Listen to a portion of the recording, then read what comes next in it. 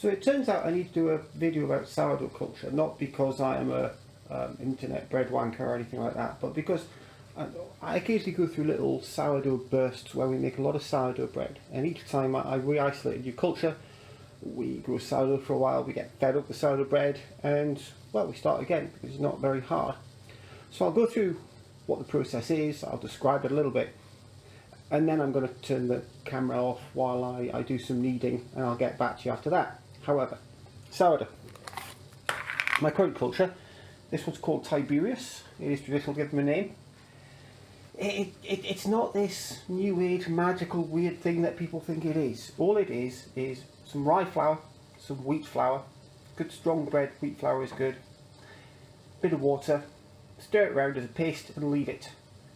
Come back a day later, give it a sniff, add about the same amount of flour again. So if you start with a teaspoonful of each, make a little paste, put a cover on very, very loosely, come back a day later, add the same amount of flour again, stir it again, and keep doubling that volume every, even miss a day or two.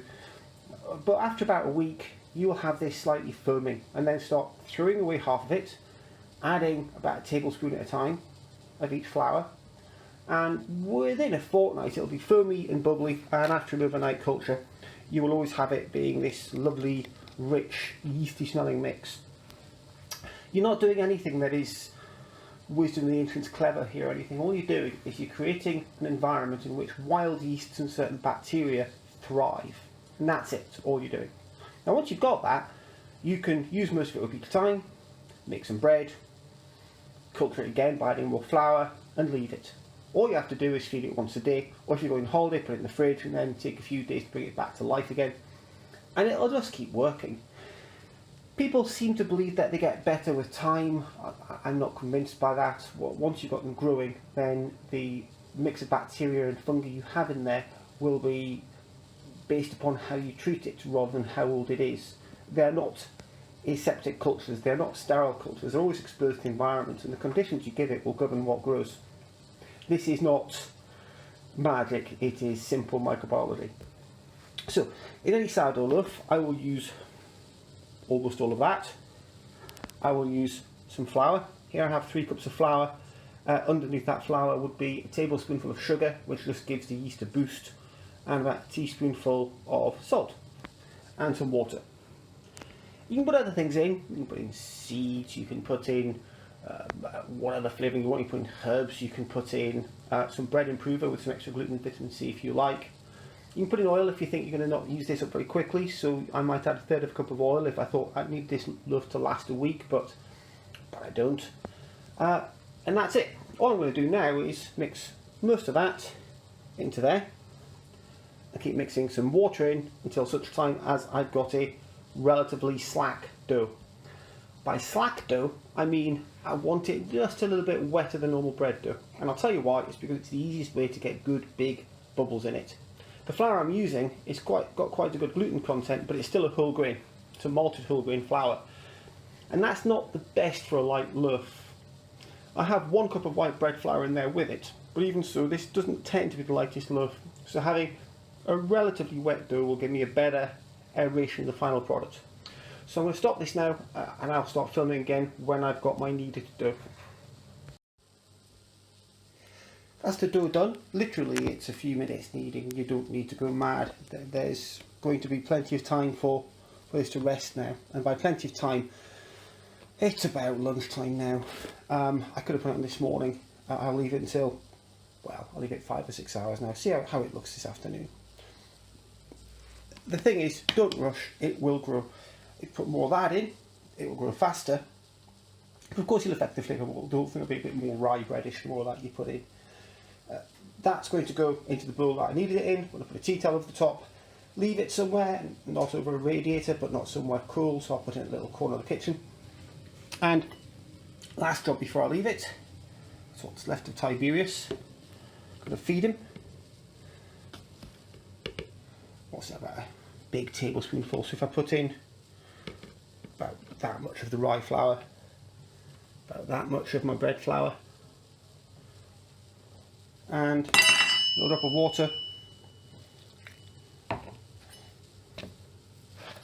that'll do. Might be a little bit wet. Oh, that's about right. Mix that up a bit. So as you see, I'll go back to being a paste. It's kind of like either a very wet dough or a very thick batter. And this is much easier with 2 hands. And I'll leave that now. And then I'll feed it again tomorrow at about the same amount of stuff, and then double the volume every day or so, until I've got enough to make another loaf. Although not all that bread is sourdough, I'll probably make a standard loaf tomorrow instead. So there you go, that's the first part. Now we leave that to rest. Now resting this dough is a little bit more complex than you think it is. There are multiple processes happening here. One part is that this flour, in fact all flour, takes a long time to fully hydrate.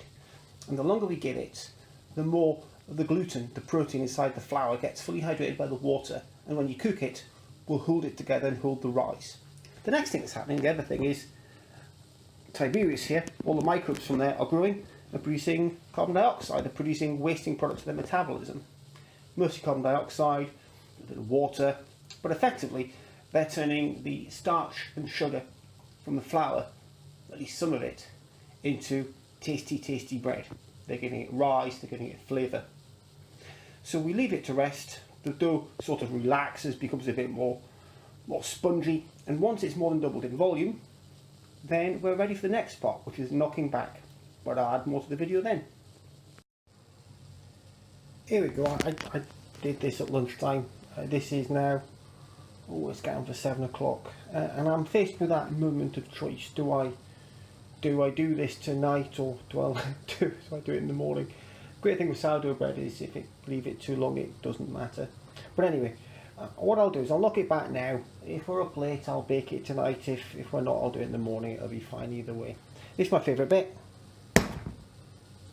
We gained all that, and now we lose it again. Give it a good hard punching. Take it out, shape it, and put it on the board. So I'll take it out, make a shape, and put it down in a moment. There you go. That had more than doubling volume. So I've knocked it back, made a sort of bloomer shape, and put it on a baking tray, on a non-stick Teflon sheet. If you've got a well-seasoned tray, it'll do fine. Now, if you want to, instead, you could put it in loaf tins. You could use a proving basket where you drop it in and you leave it in there, and then you invert it and put it on before you bake it. However you want to do it. I've used a simple kitchen bowl as a proving container before, and it always works. This will make a sort of bloomer shape, and I'm going to leave it until it's ready to bake now. I again want you to have regained the volume it lost, so approximately doubled in size. But here's another secret: if I leave it overnight, it'll be fine, as long as I don't leave it somewhere warm. If I don't let it quite double in size, that will be fine. It'll work. This isn't rocket science, not complicated, and there are many ways in which it is just a very robust and simple way of making bread. More later. Excuse the background noise, that's the oven warming up. I left this overnight to raise in the end, not because it needed it, but because I couldn't be bothered and it was late. But here you go. It's risen to more than twice its size. If I did this a proving basket, then it would be a far better shape, but I couldn't be bothered. You can do it in a proving basket or a floured bowl, and then you just tip it out, invert it before you cook it. I've now got a tray of water in the bottom shelf of the oven. That's getting hot now. When the oven gets to 210 degrees C, actually this one this size might do it at 200 degrees C, I'll give this 30 minutes and then it will be done. Then it's just a matter of waiting for it to cool enough to slice. More later. You know, I should have made the last part of this video before I started eating it, but I couldn't help myself. This is it's been baked half an hour, it's got a lovely sourdough crust. There's nothing else to say really. It's a good idea to let the crumb set up before you cut it, which means let it cool down a bit. Follow the instructions here, you always get a good loaf. I'll add a lot more elaboration on the blog post on Suburban Peasant when I put it up. But that's it. Follow these steps, or indeed something reasonably close to these steps, or not even very close to these steps, and you'll get a good loaf. It's always going to work. Happy baking, good luck.